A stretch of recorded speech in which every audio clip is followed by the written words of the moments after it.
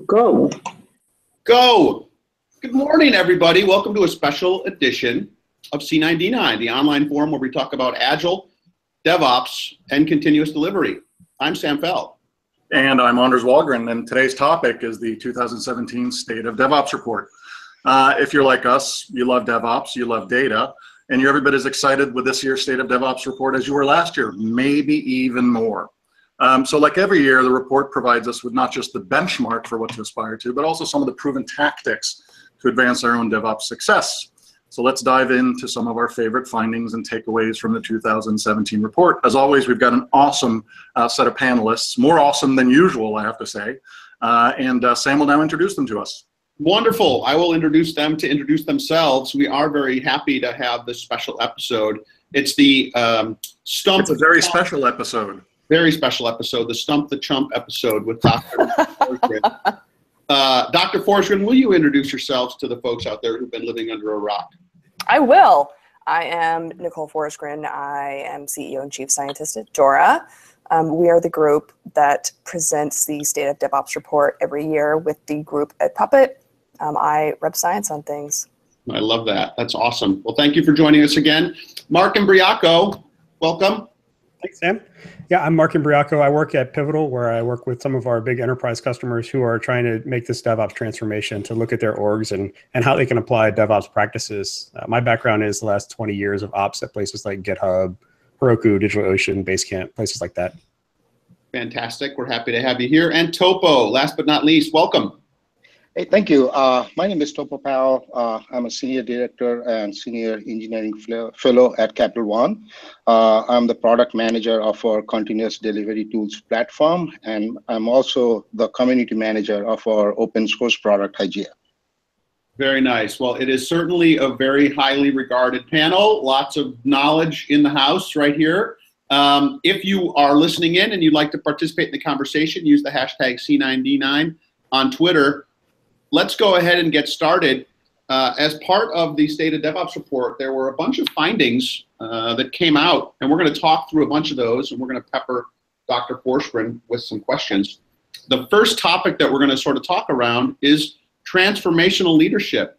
So what types of information did you guys glean out of the report that made you scratch your head and say, oh, that's really interesting, and this is something that I'd love to be able to talk to the person who came up with all the research about it. And so I will start with, let's start with Mark, since your face is up when I come back. Yeah, so I was lucky enough to get to spend some time digesting the report and taking a bunch of notes. One of the things that jumped out at me when I was doing that is, and when you talked about transformational leadership, it was called out specifically as one of the most overlooked aspects of DevOps. And I'm curious what the findings were that sort of led to that being overlooked and how you guys got to that. So we decided to dig into this because so often, we always hear about culture, right? So everyone talks about culture and how important it is. And we know that so much of this came out of grassroots movements, right? DevOps really came out of grassroots for the first 3 years that I was involved in the State of DevOps Report. We really dug into team culture and organizational culture. We really focused on Westrum. We also heard about this huge effect and this really important effect that starts to come when you have engaged, inspiring leaders, and what kind of an outsized effect these types of leaders can have. And so I started digging into the literature from a research perspective and wondering what types of leaders we might want to look at, right? So would it be a model of servant leadership? And I realized that wasn't really quite the right fit. And transformational leadership we kind of really settled on, particularly when we started looking at the types of things that dig into this. And it really comes down to these 5 factors. There's vision. You have a clear understanding of where the organization's going and where it should be in kind of this next horizon, these next 5 years, and you can communicate it to your team. There's inspirational communication, and that's super important because you need to be able to inspire your team and translate, what you're hearing from above, or if you are above, you can communicate that. Intellectual stimulation, you can challenge your people. You can be supportive. And you can also recognize everyone and what they do. And and this comes from the literature, right? So this is another one of these things that we dug into the academic literature to find something that is strongly predictive of performance in other domains and then apply it to technology. And that's what's important in good, strong academic research, is finding something that is predictive of performance in one domain and then apply it to something new to make sure that this does work, which, sometimes people are like, well, of course it does. But there are some things about technology that work and that hold, and there are some things about technology that are just a little bit different and it doesn't work. And sometimes people are like, is it going to work in technology? It doesn't work. Technology is too different. But this absolutely totally holds. Yeah, I think one of the specific notes I took here that really jumped out at me, because the whole grassroots notion that you can be successful with this DevOps transformation starting at the bottom and working up. You can, but it turns out if you're in the bottom third for transformational leadership, right, you're less than half as likely to have high IT performance. That really jumped out at me. I think what was most striking, however, was that teams with the least transformative leaders, the bottom third, were far less likely to be high performers. That one blew my mind. It intuitively makes sense, but just having data blew my mind. Yeah, and that was great for us to find out. Now, the other thing that was also just as interesting, though, was that having really, really, really strong leaders isn't enough, right? You also have to have every other piece there. So we thought that having strong leaders could maybe just be enough to just do the thing, right? So we took a look at the top 10%, right? What if you have the most amazing leaders in the world? Can leaders do it all? So we looked at the top 10%. We thought that these teams would have the best IT performance. It's not the case at all. They didn't perform any better than the typical performers. They didn't do any better than the median.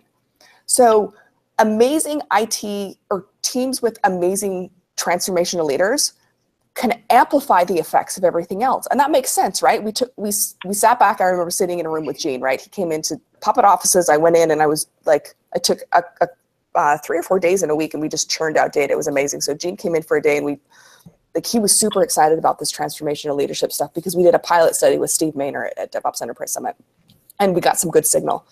So we came in and we churned through this data and we realized this makes sense, right? Because leaders aren't the ones doing the work, but they can inspire their teams. What they have is an amplification effect. So leaders don't do it themselves, but they have an amplification effect of everything else that happens. They amplify the effects of all of the tooling and all of the technology and all of the automation. They have an amplification effect and a supportive effect on all of the process that happens in the organization, on all of the culture, on all of the product management and everything else that happens. But leaders don't do it themselves. Now, shit leaders, that's going to be a problem as well, right? Yep. They will have the negative amplification. Exactly. Yeah, now a question related to the leadership aspect of it. 5 years ago, in many organizations, when people started the DevOps movement from the grassroots level, there was always a question of, is leadership on board? Are they convinced? Are you seeing from your data that thing has flipped in the sense that leaders now actually push the agenda from top and kind of make that happen at the grassroots level? So I wouldn't say that that specifically is in the data, but I will say that the data is supporting what we're seeing in the field and in the industry, and we see this a bunch with Dora, right? So Dora also has an assessment product, and so we're seeing that organizations are now, so in the past, right, it was just grassroots, but now we're seeing people are saying that the DevOps is a thing. And so many organizations want to support DevOps, and that's coming from top down. And so we're seeing so much better success if you kind of have it top down and bottom up. But if you're only trying to force feed people DevOps and technology transformations and technology transformation initiatives, and it just you don't trust your people and what they want to be doing and you're just trying to force them to do something, like that isn't going to be particularly successful. Yeah. I mean, it's, you're not going to get very far if you just want to have your DevOps strategy the way you had your cloud strategy and your, all the other strategies that you needed. Right. I'm kind of curious about, are there any sort of interesting relationships in the data between company size or organization size and the value of leadership? Because you would think that a small organization with crappy leadership wouldn't stick around very long. But maybe same thing with really big companies and really crappy leadership. Uber. They take longer to die, I guess. That's Uber. Sometimes. I mean, at that point, it depends on how well you're doing and how long it takes that train to just slow down and lose momentum. What your burn rate is, and yeah. Yep. Well, you also imagine that smaller organizations can more easily work around leaders who are an impediment, and there's less coordination between groups because they're able to sort of build those linkages between groups themselves. So I think it's complex. Yep. Yeah, along the same line, do you see any style in leadership or any variation of it based on which type of environment they are in, or whether they're strictly regulated versus they are just free for all?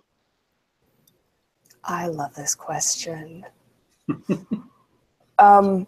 So the type of organization that you're in, highly regulated versus not highly regulated, ends up being really interesting because so often we have organizations come to us, particularly at DORA, right? Because they'll ask for an assessment and they'll say, no, we want to be measured and then benchmarked only against other healthcare companies, only against other retail companies, only against other telecom companies, not against the industry. And I'm like, well, why? And they're like, because we're highly regulated.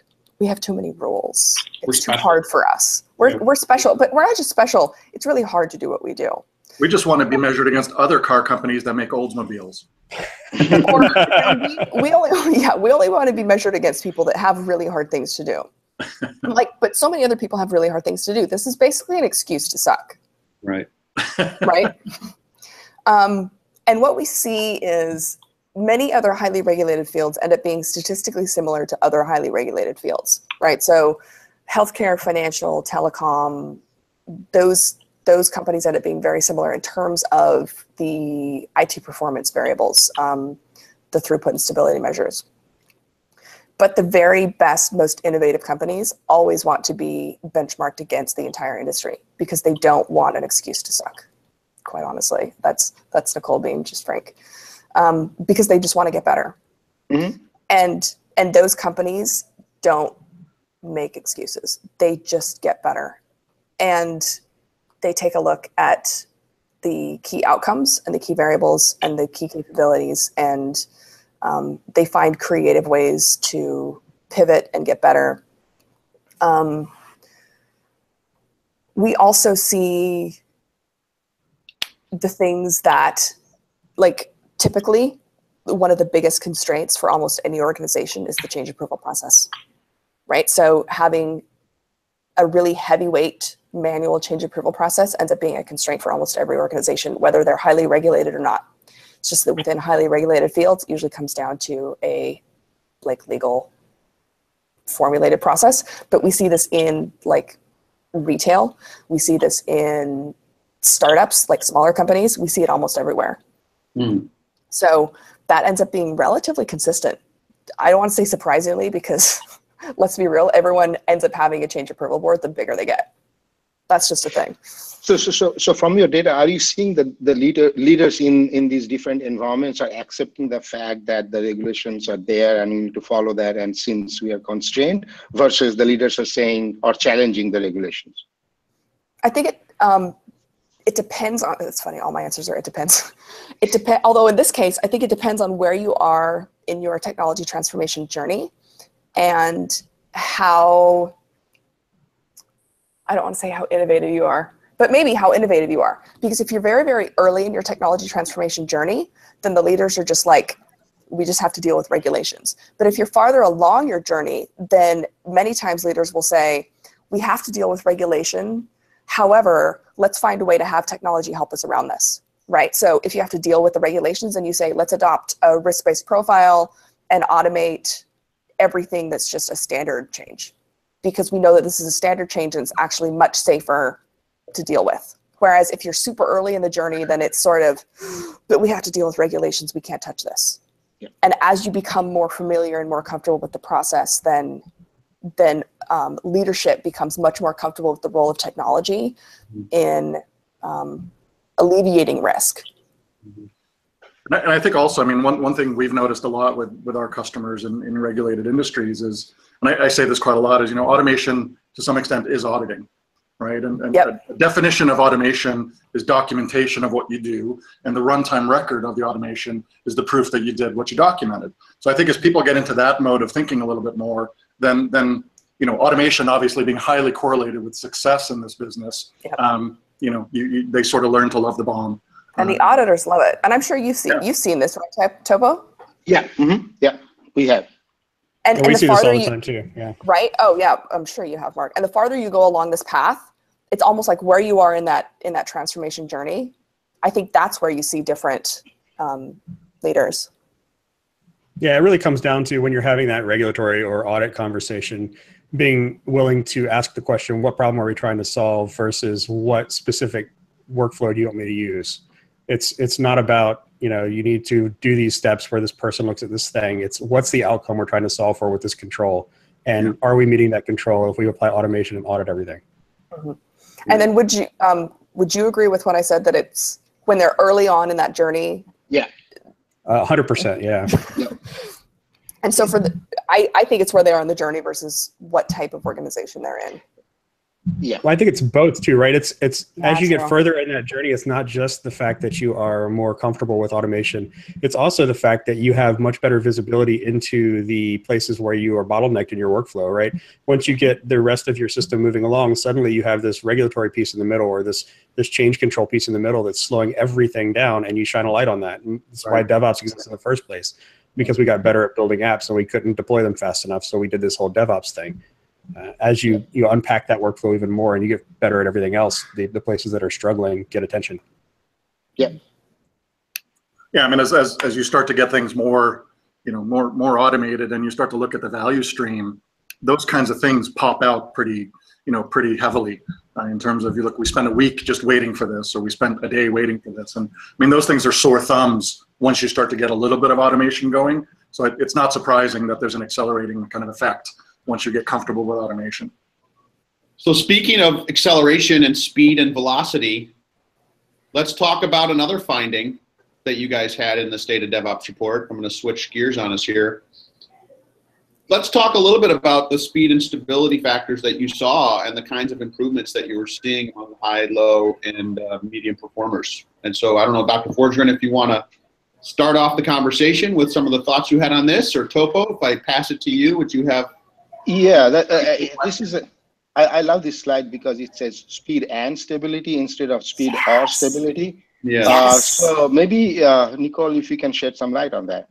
Sure. So this is a comparison of what we see from last year to this year, right? So we're comparing last year's, and I'll say it's a comparison of a comparison. Mm-hmm. So when we look at, we jokingly call them boom stats, right? Because marketers love this. We're comparing the high performers to the low performers, 2016 to 2017. So all of these are going to be relative, right? So this doesn't mean that like there was a big jump or a big dip. So when we're looking at this in 2016, the deployment frequency is 200x when we compare high performers to low performers. Lead time for changes, so the top two are our speed metrics and the bottom two are our stability metrics. So when we go from 2016 to 2017, that doesn't mean that there was a shrink. What it means is that our low performers actually got faster. I'll bring it back. I don't know those off the top of my head. Oh wait, I'll pull it up. Our low performers got faster because we went from 200x to 46x in terms of speed. Thank you. And then lead time for changes, we went from the high performers were over 2,500 times faster to only 440 times faster. Yeah. Now, let's take a look at our stability metrics. MTTR, the high performers went from 24 times faster to 96 times faster. And then change fail rate went from 1/3 is likely to 1/5 is likely. Okay, here's what this means. This is the first time we really have evidence of trade-offs. The high performers, so if you look at kind of the overall numbers, which we're going to take a look at later, the high performers are maximizing everything overall. The high performers are killing it everywhere because they're able to maximize both their throughput and their stability. They're not seeing trade-offs. They're doing amazing things all over the place because they're amazing, right? They're just great all over the place. But what's happening is that the low performers, like, they're in this environment of increasing competition, increasing everything. They have to find ways to catch up. And so they're having to try to make trade-offs, and it's not going very well. And so what they've opted for is speed, because they have to, right? This market of increased competition is forcing them to do something. And so they're pushing the speed boundary. But what happens is it's not going well. It's just not going well. They're making investments in speed, but what's happening is they're doing poorly in terms of stability. So they are not building quality into the process, right? They're just doing crazy, crazy things. And so this is actually the first year in the 4 that I've been involved where it's yeah, like we're seeing this crazy, crazy thing, right? Exactly. Where it's looking like they're actually seeing a trade-off where they're doing speed, but they're doing it in bad ways. They're not building quality and they're not getting good fast feedback. So that's why we see a decrease in that comparison value for high performers versus low performers, because the low performers are finally catching up a little bit in speed, but that we're seeing an increase like in that comparison value for the stability metrics because the low performers just can't keep up because they aren't doing it in the right way. So they're not doing the DevOps. So like NASCAR racers, right? You want to add more engine, but then you realize I should actually have some good suspension and some good brakes too. But you add the engine first. Yep. Are they just stuffing the software supply chain with bad code? I mean, is it just, likely we need to deliver more, we need to deliver more, and that's what it looks like. But all of those, at the same time, all of those metrics are holding together. So I do a cluster analysis, statistically I do a cluster analysis where I throw all those measures in, and I've done this every single year. So I don't follow a maturity model because maturity models are for chumps. That's a side rant. Maturity models are for chumps. I throw all the measures in and I take a data-driven approach to tell me what the industry is doing, what's happening with our data, right? Because if I did a maturity model approach, the high performers would not, they would have surpassed the maturity model that we would have set 3 years ago, basically, which is why maturity models are for chumps. And so the data all holds together. So the low performers are still, basically we create a new maturity model every single year. And so the low performers are still, all of their data is holding together. Yeah, so that's kind of interesting. So if you take speed and stability, would you say that one speed is the cause and stability is the effect, or is it the other way around? No, so we don't do cause and effect with these. These hold together. They are the same measure. Okay. They end up loading together to be the same measure. So in other words, the high performance, they're being able to go at high speed because they're more stable, or are they more stable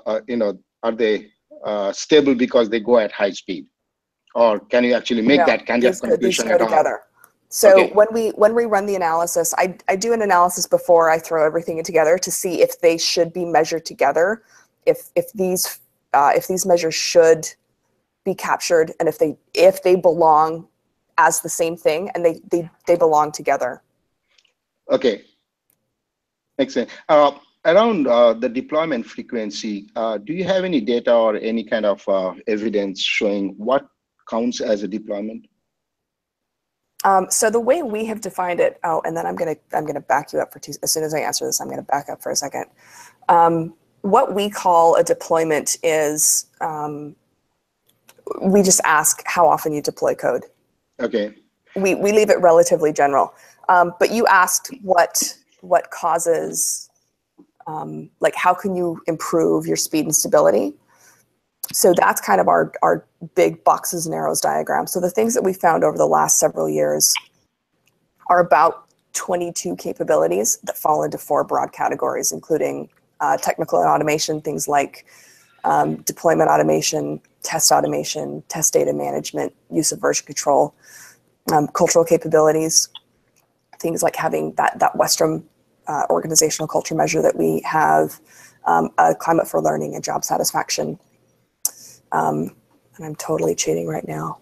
I'm going to Appendix A because this is where I have it all in one place. I have it in my head too. Measurement and monitoring, things like it's never a retention problem. It's always a retrieval problem. I know. Proactive monitoring, checking health proactively, visualizing work, and also management and process capabilities, working in small batches, having a lightweight change approval process, stuff like that.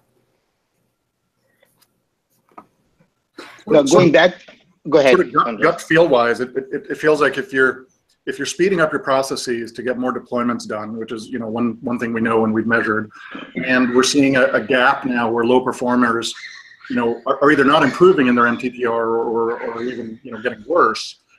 What can we say about testing relative to that? Is it a situation where if we did better testing or more testing automation, that those kind of people that are stuffing the channel with bad code, is that the first thing they should look at? Is their testing process, or is that sort of oversimplifying?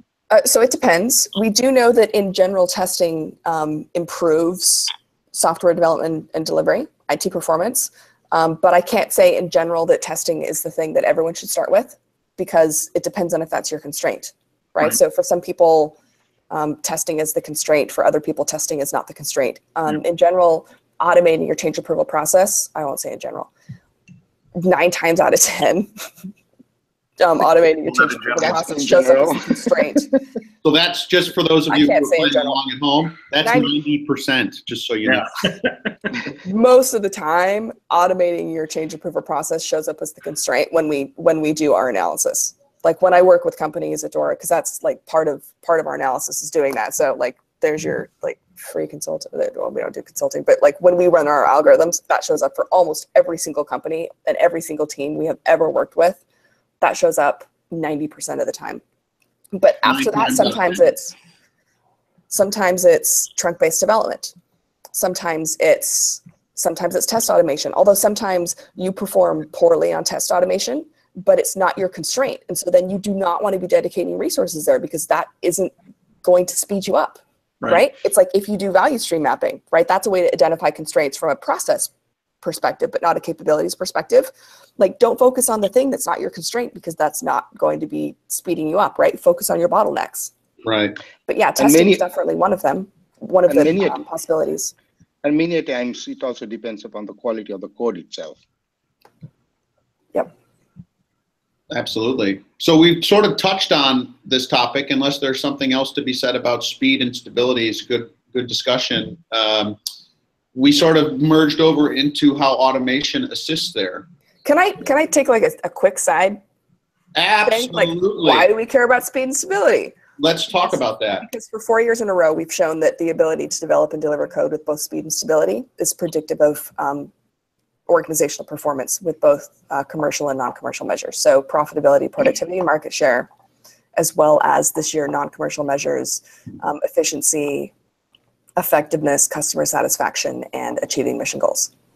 Okay, now I feel better. Thanks. Yeah, maybe I can add a quick note after that. So the reason I was asking which is the cause and which is the effect is because what we have seen is that if we can deliver speed at high speed, your MTTR actually goes down, because if there is a bug, I can roll back faster, right? So that's your MTTR right there in an automated fashion.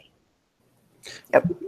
But only if you've built the capability to detect that failure, right? And that's the problem. That's that. I think there's a couple of quick things.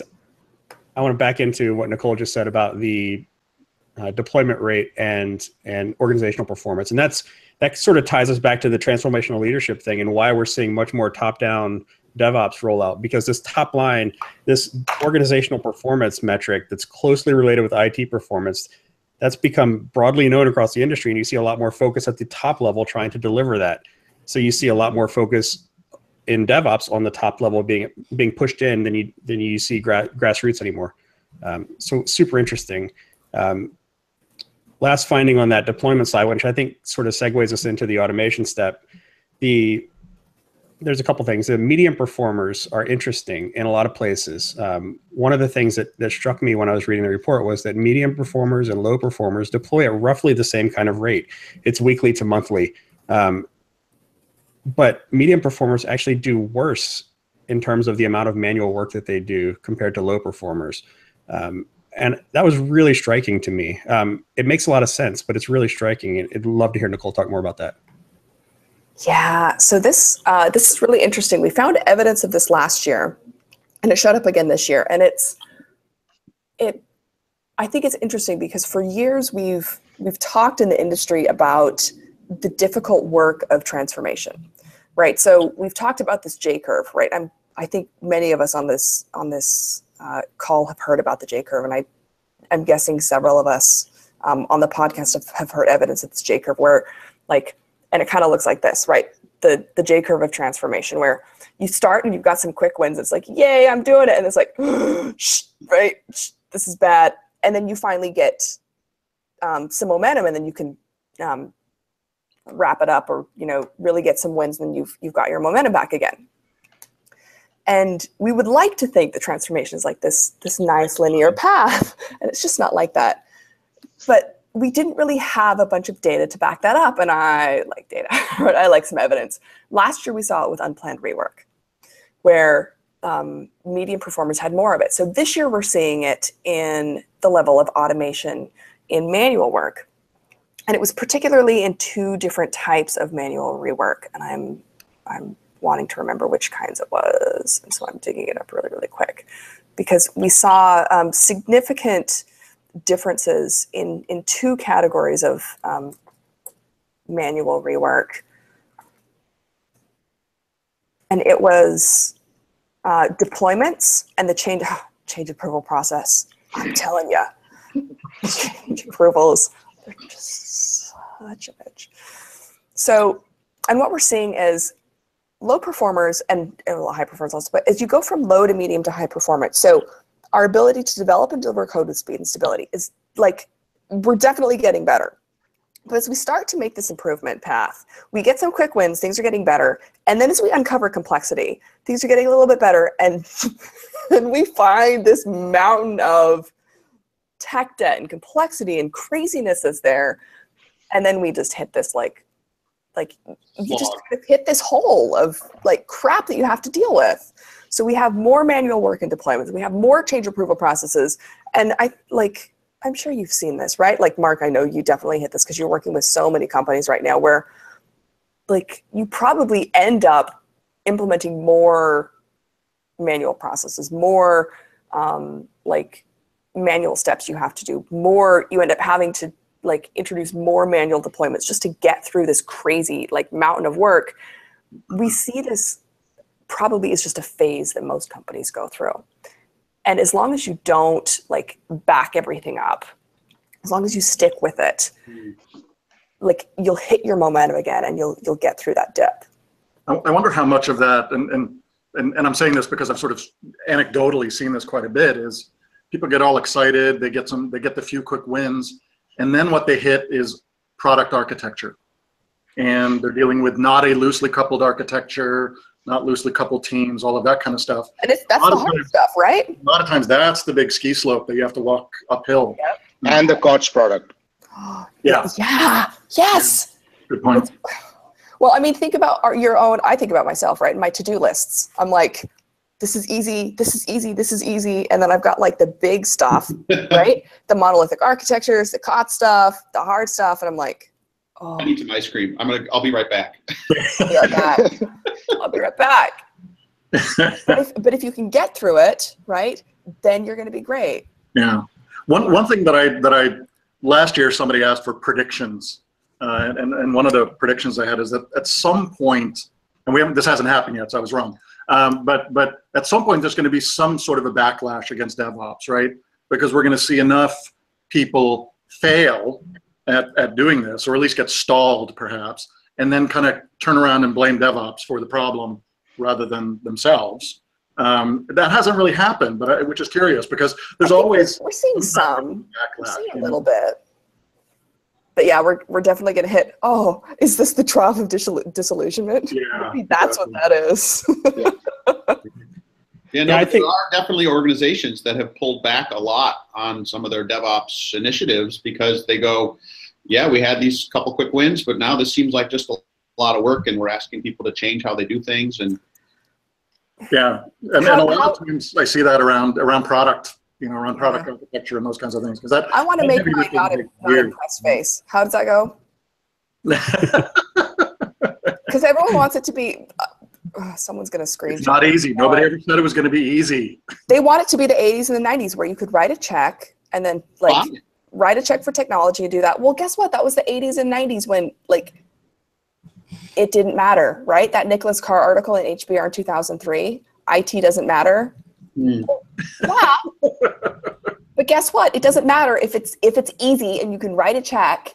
It's not going to matter because then everyone else can do it. Yeah, I'm sorry it's hard, but exactly, it's not differentiating. If it's super easy, then everyone else can do it and it's not going to matter. And yeah, Andrew Schaefer trots out this quote, and basically every talk he gives, it's one of my favorites. It's not necessary to change. Survival is not mandatory. That's right. Yes! That quote is so good. Yes. Just stealing that. Yeah. I love it. All right. I think go ahead.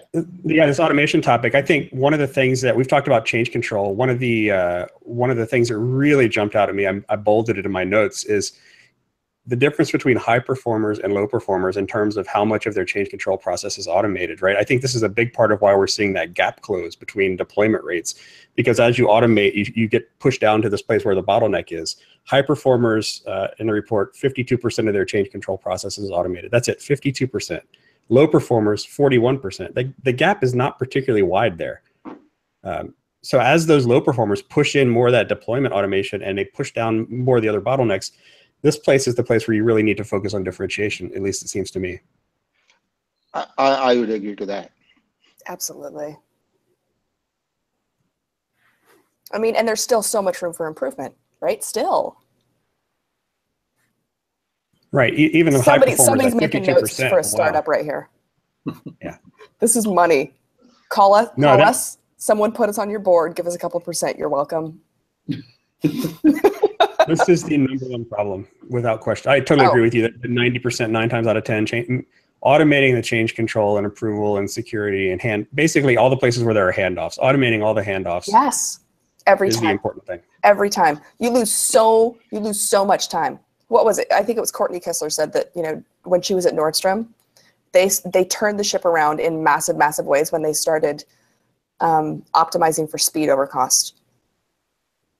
That's it. Are the handovers and all those delays, is that just siloing? Is that the primary cause there, do you think? Or is it, is it something else? Do people that work in the same organization treat each other that way? Sort of with that kind of implied mistrust of change approval? Or is that a silo thing, do you think? Sometimes it's silos, sometimes it's risk, sometimes it's fear, sometimes it's risk theater, to borrow a phrase from Jez. Yeah. Risk management theater. Now, around automation and all that, do you have any data from high performance showing whether they are doing automation in a centralized fashion or product by product or team by team? I don't have data on that. Okay. It would be interesting to collect that data, but I'd have to define what you mean by centralized.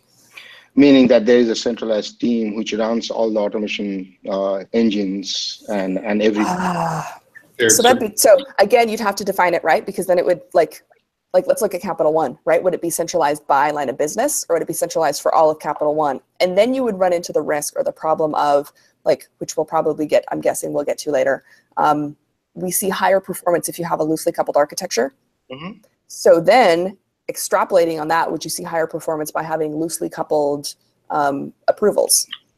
Because if you really have to organize and orchestrate for change approvals, you probably would lose speed and performance by having to orchestrate any type of change approval or risk-based anything.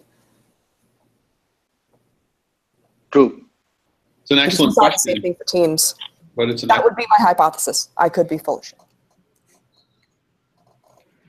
We can learn about it next year, perhaps. I think it's a fantastic. Good. I'm taking notes. Good. Lovely.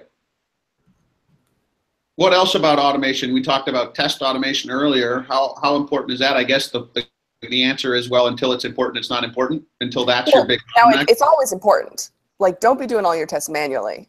Right. Like I mean, there's sort of a core foundation of things that you need to be doing, right? Version control, test automation, deployment automation, shifting left out security, having an automated change approval process. Like there's definitely a core set of things you need to be doing. Once you have that foundation, identifying what your constraint is, that depends. And by the way, you should be doing that periodically. You should be reassessing at least a couple times a year to identify what your constraint is, what that bottleneck is, and then elevate that constraint, which is also why maturity models are for chumps. Because if you just want to get to that level, whatever that level is, and then decide, I have arrived, and then be done, like... Yeah, that's cargo cult kind of stuff. Well, and then... I'm wearing the coconut earmuffs, and therefore good things will happen. Like, you will sit there, and then the rest of the industry will pass you by, and back to what Imbriaco just said, survival is not mandatory. Like, you will not be around for much longer. You need to keep improving, and the best, most innovative organizations take this approach. They have a continuous improvement, they adopt a continuous improvement paradigm, they continually reassess where they are, what is the next most important thing to improve, and they continually try to improve and understand, where they're going. Yeah, I think one last thing on the automation for me that I think is really important for us to point out. We've talked a lot about how the gap between high performers and low performers is closed largely or to a big degree in terms of deployment speed and so on. But the delta there is still massive, right? It's a difference at the high performers of being deploy on demand whenever you want to versus weekly to monthly. And the amount of impact that has on the length of your feedback loops and your ability to iterate and learn and improve and deliver results is tremendous. So don't take the sort of closing of that gap, meaning as a sign that you don't need to continue to get faster there, because you absolutely do. Until you get to the place where you can deploy on demand with confidence, you are still moving too slow. Yep. Well, and it's a difference between on demand and, once a month. Right. And what if that deployment once a month is right? Yeah. What if that deployment? We saw that increase in speed, but we also saw a decrease in stability. What if you were having to spend that once a month deploy fixing something, right? What if you were losing your deploys, that once a month deploy, on a fix?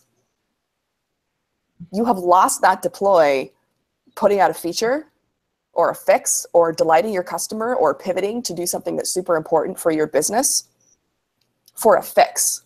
Yep.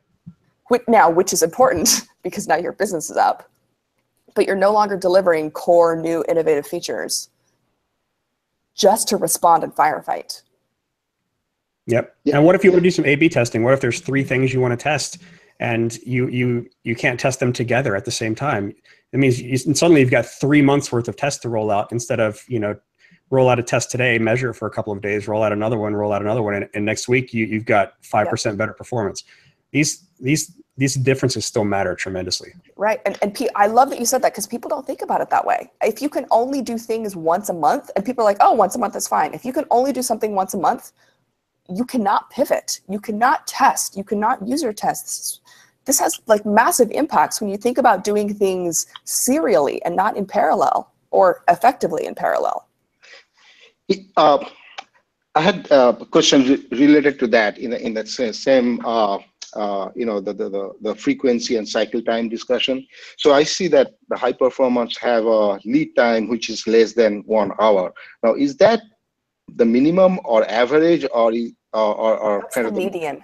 So I'm only reporting in this chart the median. So this is typical performance. This is not even the very best. I am only reporting the median.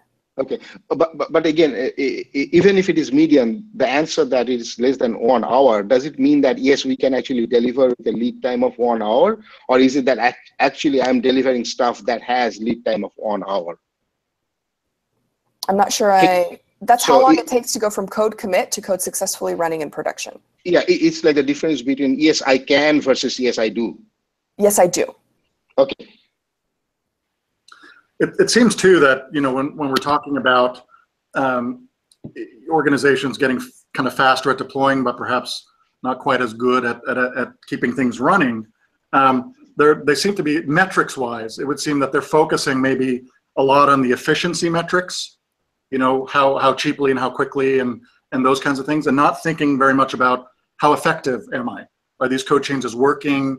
Am I causing rework by doing these kinds of things? And so we're almost gaming the system in a sense if we're focusing only on deployment frequency and not thinking at all about, you know, i.e. efficiency in some sense, and not thinking at all about the effectiveness of the code that we're deploying. So we also have those. We have the rework metrics, and we see significant differences between high, medium, and low performers in terms of effectiveness for unplanned rework. What was the other one that you just mentioned? Oh, and we also have, we have the stability metrics. So we make sure that we aren't affecting like the stability of the network in terms of change, like introducing changes. And for changes or change fails, we capture any type of incident, not just full-blown outage. There was an interesting finding on this topic Let me look at our quality metrics too. You keep talking. I'm going to pull up my actual data. Interesting finding that another one of the bolded things. This is a quote. This year we flipped the model and found that IT performance predicts lean product management practices. So just focusing on deployment tends to predict that you're going to get to the lean management place anyway, because you're going to be able to deploy faster. Product managers are going to be able to test things more often. You're going to get to this lean product management place. At least you're more likely to get there if you have the technical capability to deliver that. I thought that was super interesting. Absolutely. And so we're talking about that, we talked about architecture and decoupling a little bit earlier. Mark, you just sort of brought up that whole lean. Let's talk a little bit more about that, organizational design and culture and the decoupling of the architectures, decoupling of the different teams.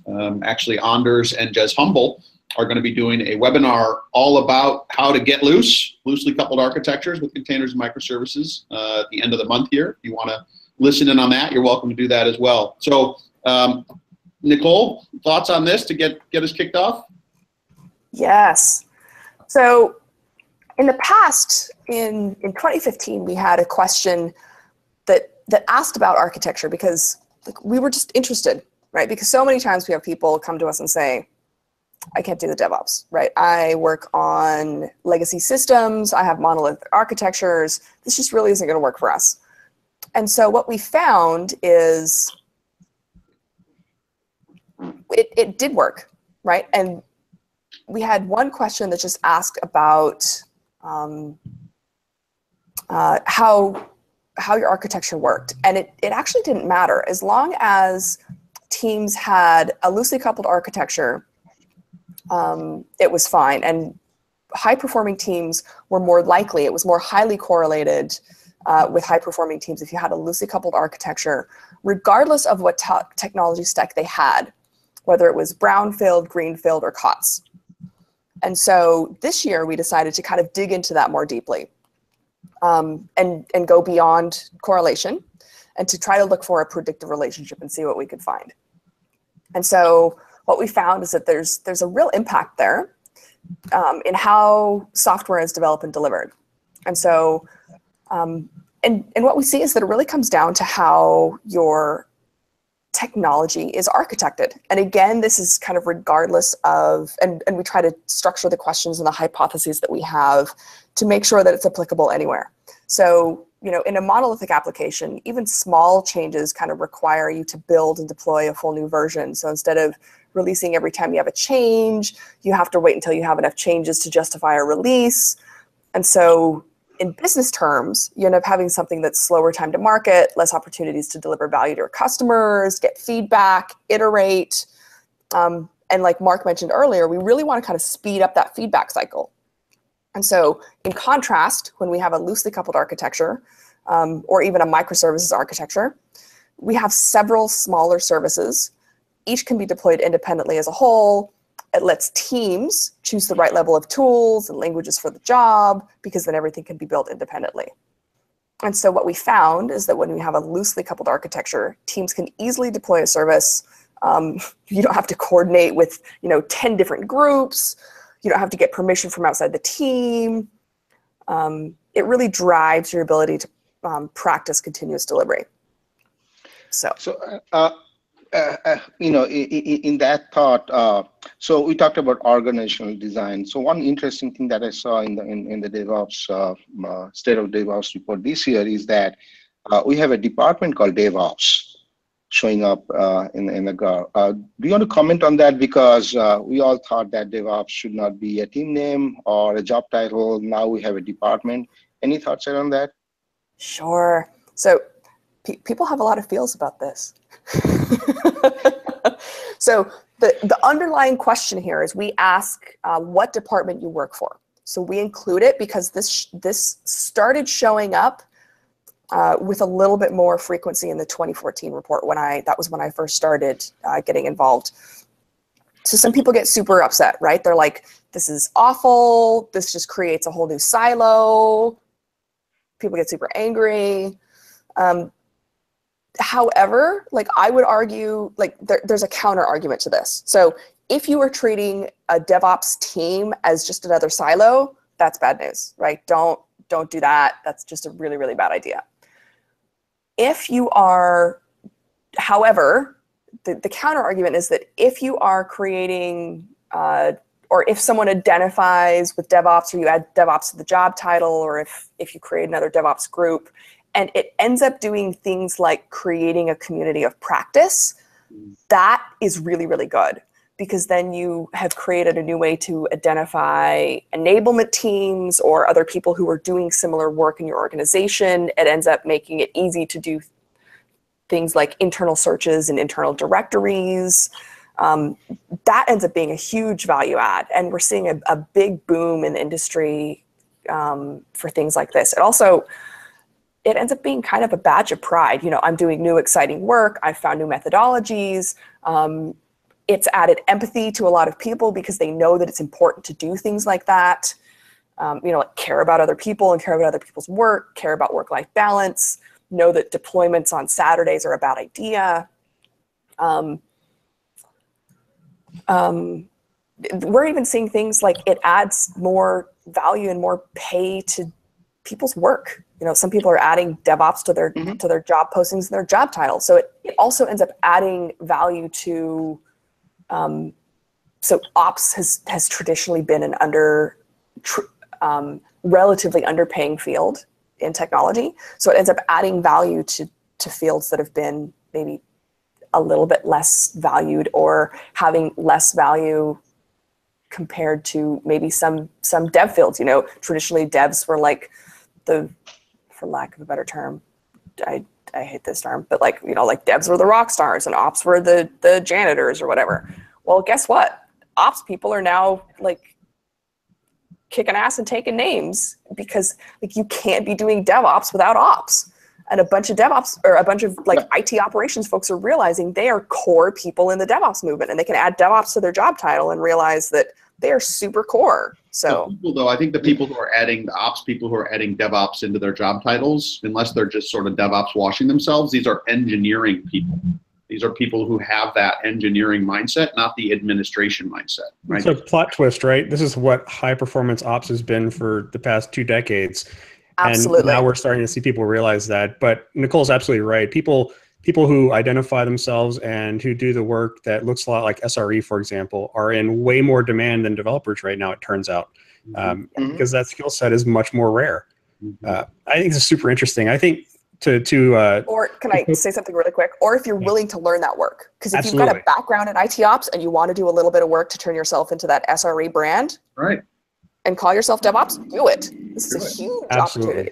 Yeah, to speak to Topo's point, and Nicole mentioned this to an extent, this idea of the DevOps team, I also think is a sort of a smell, right? It's an organizational smell, but the enablement team is huge, and it is one of the biggest gaps we see at places that are successful or not, is whether or not you have, so these loosely coupled teams, we all believe in that. There's not a whole lot of controversy around the idea of you know, this cloud native architecture, these microservices, these distributed teams, but there's a lot of value in having a team that's focused on enablement across the org and that can work with these teams and bring back patterns and codify those patterns across the org and provide leverage for the entire organization.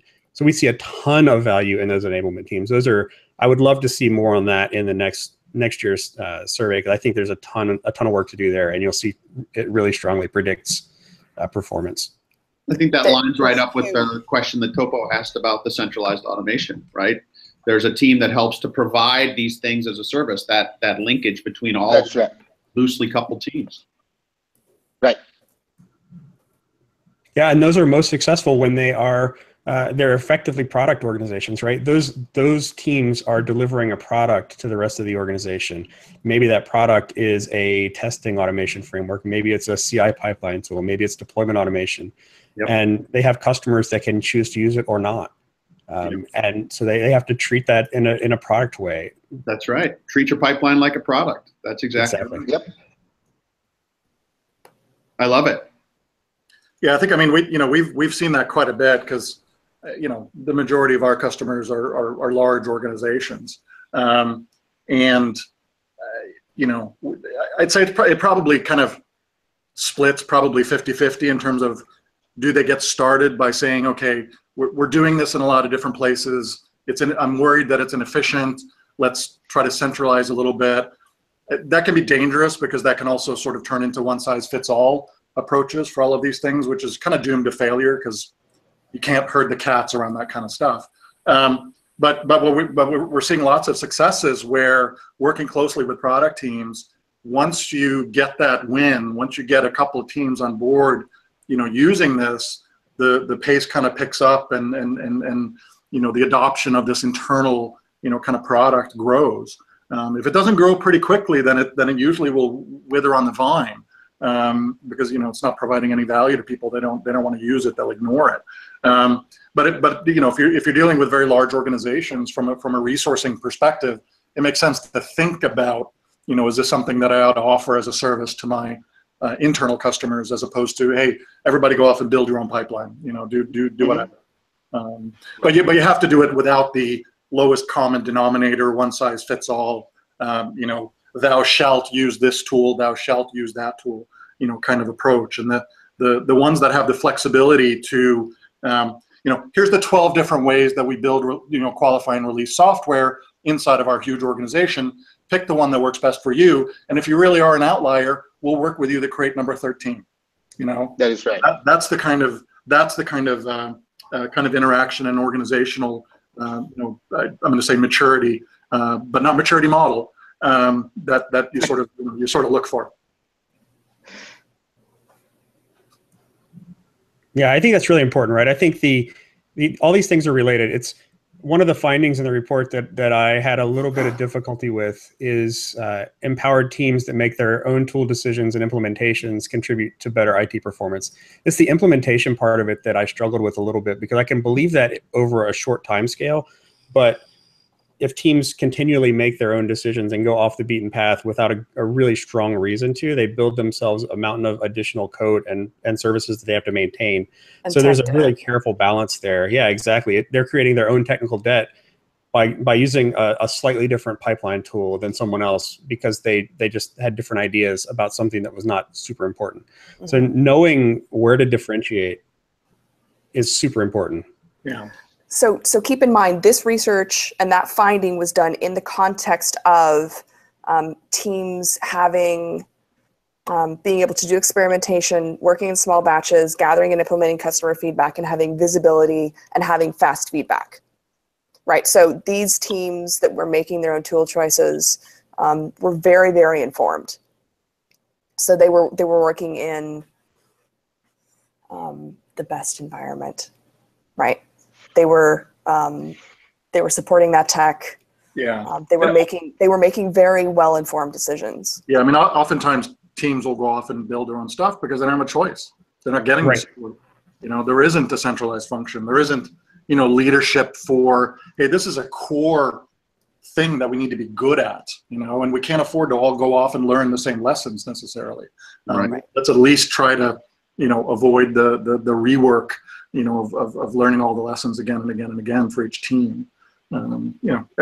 All teams are different, yada, yada, yada, but 90% of what we do is all the same I would argue, no matter where our software runs in production, whether it's... That's 9 out of 10. Right? Yeah, that's 9 out of 10 for those folks. Yeah.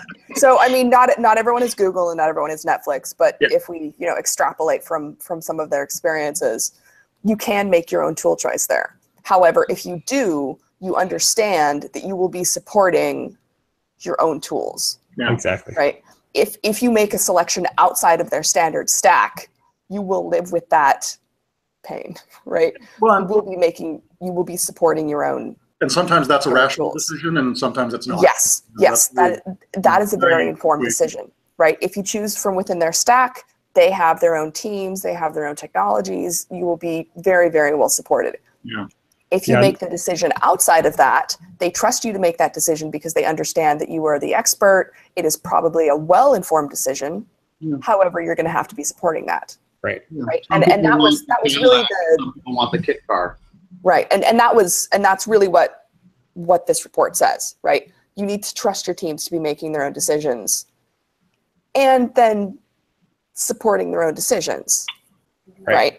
And I will say, like as a side note, this was actually sort of fun because it actually harkened back to a piece of my dissertation from like 10 years ago, which actually found that people end up making better decisions if they can make tool choice. They see better outcomes if they make their own tool choices. Yeah, I like that. As long as the choices are informed, right? Yes. I absolutely agree with it. They need to be able to opt out just as much as they need Yes. to be able to encourage to opt in. Oh, yeah. The way I usually frame this is Value of opting in. If the people who are providing this thing as a shared service, they're treating it like a product, they're constantly innovating, exactly. it's easy for their to onboard, they're solving problems for people, then why wouldn't you opt in? Innovate where you differentiate is usually how I frame this to people. Don't innovate around your CI Yes. pipeline if you're not going to differentiate there. Yeah. I mean, you're probably not writing your own compilers either, so why do that? Exactly. Well, okay, Except I did- I'm except I going to did- touch on the say that's- COTS thing too then, right? We talked about COTS. Yeah. Innovate where you differentiate. Yeah. If your business process is absolutely a million bazillion times where you do amazing things, don't be using COTS and do a bazillion customizations for it.